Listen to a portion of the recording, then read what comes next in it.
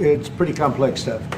We had a very good conversation with President Xi a little while ago, just before your arrival. In fact, we just hung up, and they said, "You're here." I said, "That's pretty good. Two great leaders of the world in a very short period of time." We had a very good talk, and we've straightened out any complexity. It's very complex stuff, and we straightened it out.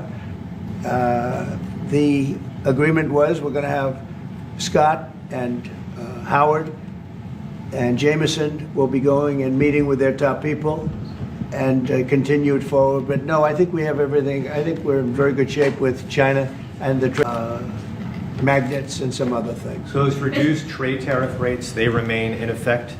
Yeah, we have the deal. I mean, we've had a deal. We announced the deal, and we'll be, I guess you could say, I wouldn't even say finalizing it up, Scott. I would say we have a deal, and we're going to just make sure that everybody understands what the deal is. Okay? We had a really good conversation. By the way, he invited me to China, and I invited him here. We both accepted. So I'll be going there with the First Lady at a certain point, and he'll be coming here, hopefully, with the First Lady of China. Mr. President, what do you expect from Germany? Go ahead, please. Did you talk about the Chinese students? Are you allowing them to come to the U.S.? Chinese students are coming. No problem. No problem. Okay, and It's our honor to have them, frankly. Look, we want to have foreign students, but we want them to be checked. You know, in the case of Harvard and Columbia and others, all we want to do is see their list. There's no problem with that. This is anybody outside of our country, international students, because when we see some of the people that we've been watching, we say, where do these people come from? How is that possible? No, we want to have foreign students come. We're very honored by it, but we want to see their list. Harvard didn't want to give us the list. They're going to be giving us the list now. I think they're starting to behave, actually, if you want to know the truth. Okay. On Russia, are you willing to put more pressure on Putin to end the war by imposing new sanctions on Russia and also on China? Well, remember, I'm the one that ended Nord Stream 2, going to a place called Germany, come to think of it. I'm sorry I did that. I don't know. But I ended Nord Stream 2. Nobody else did.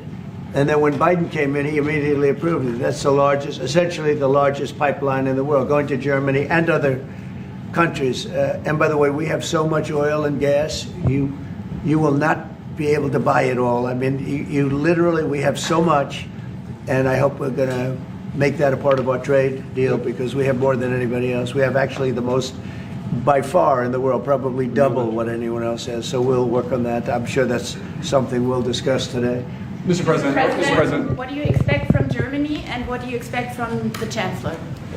Well, first of all, I'm glad to meet because I've been dealing with the Chancellor, and he's a very good man to deal with. He's difficult, I would say. Can I say that? It's a positive. Go ahead. You wouldn't want me to say you're easy, right? No. Yeah, he's a very great representative of Germany. I think all we want is just going to have a good relationship. The rest will just sort of follow very easily. We'll have a good trade deal. I mean, I guess that will be mostly determined by the European Union, but you're a very big part of that, so you'll be involved. But we'll end up hopefully with a trade deal or we'll do something, you know, we'll do the tariffs. I mean, I'm okay with the tariffs, or we make a deal with the trade, and I guess that's what we're discussing now. Mr. President, Back there, please, go ahead. Mr. President? Okay. Is Germany doing enough on defense, Mr. President? Is Germany doing enough on defense? What? Defense spending. is Germany doing enough on defense? The Chancellor wants to. Is Germany doing enough on Chancellor wants to defense? spend 3.5. Well, I don't know. I mean, I haven't discussed it very much. I know that you're spending more money on defense now, and quite a bit more money, and that's a positive Definitely. thing. I'm not sure that General MacArthur would have said it's positive, you know. He wouldn't like it, but I sort of think it's good. You understand what I mean by Absolutely, that? I understand. He made a statement, never let Germany rearm. And I said, I always think about that when he says, sir, we're spending more money on defense. I say, oh, is that a good thing or a bad thing? I think it's a good thing. But, you know, at least to a certain point. there'll be a point when I'll say, please don't arm anymore if you don't mind. We'll be watching him. I'll get it. Mr. President. Mr. on Biden, Mr. President. Yeah, Biden, you say Biden. Your predecessor dismissed your auto pen investigation. He said he made all the decisions during his presidency. I'm curious your reaction to his dismissal. Well, look, the auto pen, I think, is the big scandal outside of the rigged election of 2020. I think the biggest scandal of the last many years is the auto pen. And who's using it? I happen to think I know, okay, because I'm here. And I'm not a big auto pen person, fortunately. I'm glad. I'm very glad. It's an easy way out. But it's a very bad thing, very dangerous. You know, I sign important documents. Usually when they put documents in front of you, they're important. Even if you're signing ambassadorships, and I consider that important. I think it's inappropriate. You have somebody that's devoting 4 years of their life or more to being an ambassador. I think you really that person deserves to get a real signature, not an auto pen signature. And I can tell auto pen easily. I can look at it, like two little pinholes from pulling the paper, right? You always see the pinholes. Yeah. It's real easy to tell about auto pen. I think it's very disrespectful to people when they get an auto pen signature. Outside, auto pen to me are used when thousands of letters come in from young people all over the country and you want to get them back. And, you know, people use auto pens for that, to send a little signature at the bottom of a letter. We have thousands of them. We get thousands of letters a week. And it's not possible to, you know, do. I'd like to do it myself, but you can't do it. To me, that's where auto pens start and stop. But I'm sure that he didn't know many of the things. Look, he was never for open borders. He was never for transgender for everybody. He was never for men playing in women's sports. I mean, he changed, all of these things that changed so radically. I don't think he had any idea that frankly, I said it during the debate and I say it now, he didn't have much of an idea what was going on. Mr. President, You shouldn't be, essentially whoever used the auto pen was the president. And that is wrong, it's illegal, it's so bad, and it's so disrespectful to our country. Mr. President. Mr. President, will you lead your troops in Germany? And if I may, how was your first encounter with it? The answer is yes. We'll talk about that. But if they'd like to have them there, yeah, So we have a lot of them, about 45,000. It's a lot of troops. It's a city when you think of it. That's good economic development. They're highly paid troops, and they spend a lot of money in Germany. But the relationship with Germany is very important. Yeah, we'll be doing that. No problem. May I say a few words in German to Yes, the German please. public? So, danke für die Frage. Wir sind hier im Weißen Haus und ich bedanke mich beim Präsidenten für den sehr freundlichen Empfang im Oval Office in diesem weltweit bekannten Raum. Ich freue mich sehr, hier zu sein und wir bereiten eine Vertiefung unserer Zusammenarbeit vor. Ich freue mich sehr darüber. Mr. President, you've made... Mr. President. Do you speak English because you speak such good English? Is it as good as your German, would you say? Do you feel, do you feel it's not more my comfortable? mother tongue. No, it's not my mother tongue, but I try to understand almost everything and Yeah, very good. to speak as good as I can. Very good. You know, Mr. President, you've made... it's an achievement, actually. Mr. President, Mr. President, can we the follow up on the criticism auto that I've pen? seen regarding, thank you, Mr. President. The criticism that I've seen, and I'm sure you've seen, regarding Elon Musk and your big, beautiful bill. What's your reaction to that? Do you think it in any way hurts passage in the Senate, which, of course, what is you're seeking? Well, look, you know, I've always liked Elon, and it's always very surprised. You saw the words he had for me, and he hasn't said anything about me that's bad. I'd rather have him criticize me than the bill, because the bill is incredible. It's the biggest cut in the history of our country. We've never cut.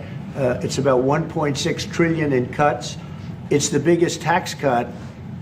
You would say, people's taxes will go way down, but it's the biggest tax cut in history. It's we are doing things in that bill that are unbelievable. And when you look at what we're doing for small businesses, for people, for middle-income people, all of the things that we're doing, nobody's ever seen anything like it. And, you know, Elon's upset because we took the EV mandate, and, you know, which was a lot of money for electric vehicles. And, you know, they're having a hard time, the electric vehicles. And they want us to pay billions of dollars in subsidy. And, you know, Elon knew this from the beginning. He knew it for a long time ago. That's been in there. That's been I would say, JD, that hasn't changed. That's been right from the beginning. I think, Mr. Secretary, that hasn't changed at all, right from the beginning. But I know that disturbed him. He wanted, and rightfully, he recommended somebody from that he, I guess, knew very well. I'm sure he respected him, but to run NASA, and I didn't think it was appropriate. And he happened to be a Democrat, like totally Democrat. And I say, look, we won. We get certain privileges, and one of the privileges, we don't have to appoint a Democrat. NASA is very important. We have great people. General Kane is going to be picking somebody with our. We'll be checking him out, seeing. But he wanted that person, a certain person, and we said no. And I can understand why he's upset. Remember, he was here for a long time. You saw a man who was very happy when he stood behind the Oval desk. And even with the black eye, I said, "Do you want a little makeup? We'll get you a little makeup." But he said, "No, I don't think so," which is interesting and very nice. He wants to be who he is, so you could make that statement too, I guess. Look, Elon and I had a great relationship. I don't know if we're well anymore. I was surprised because you were here. Everybody in this room practically was here as we had a wonderful send-off. He said wonderful things about me. You couldn't have nicer. Said the best things. He's worn the hat. Trump was right about everything. And I am right about the great, big, beautiful bill. We call it a great, big, beautiful bill because that's what it is. And again, biggest tax cuts in history, biggest economic development moves anywhere. We've never done anything like it. Business is spurred. And I don't know if you've seen the numbers, but the numbers came out. Even the CBO, which is run by Democrats, said that we're going to be I'd like you to discuss it, the 2.8 trillion, that CBO. This is a group of people that are Democrats. They're very hostile to us. They just came out with phenomenal numbers, what it does. You want to mention that, Scott? Yes, sir. So what we've seen is we keep hearing from the CBO that there's going to be a large deficit from the bill, which we disagree with, but using the CBO scoring, they came out and scored the tariff revenue. We think it'll be the minimum of 2.8 trillion over the 10-year window, which actually puts the bill in surplus if you include the tariff revenue, which they won't do. It gives you a tremendous surplus, but we're not allowed to use that. For some reason, they say scoring. Nobody knows what scoring means. Maybe a couple of people, but nobody. Somebody sits in the background. They say, well, we're not going to allow that. They're not allowing other things that we have that are tremendously profitable for our country. But if you saw the other day, CNBC, they came out with numbers, and the people on the show, very good people, I've watched them for a long time, they couldn't believe the numbers, how good they are. The numbers were incredible, and that was personal income and also very low inflation. We have very low inflation. We're down to 2% now, and maybe even lower than that. And when I took it over, it was a mess. Remember, we had the worst inflation probably in the history of our country. They say 48 years, but let's say I think it's worse than that. So we had the worst inflation in the history of our country under the Biden administration. Now we're down to a beautiful number, 2%. You'd actually like to keep it there. Better than zero is 2%. It's going down maybe to 1, and 1% is like perfect. That's perfect. You don't want to have zero for certain reasons that nobody is very interested to listen to. But we have almost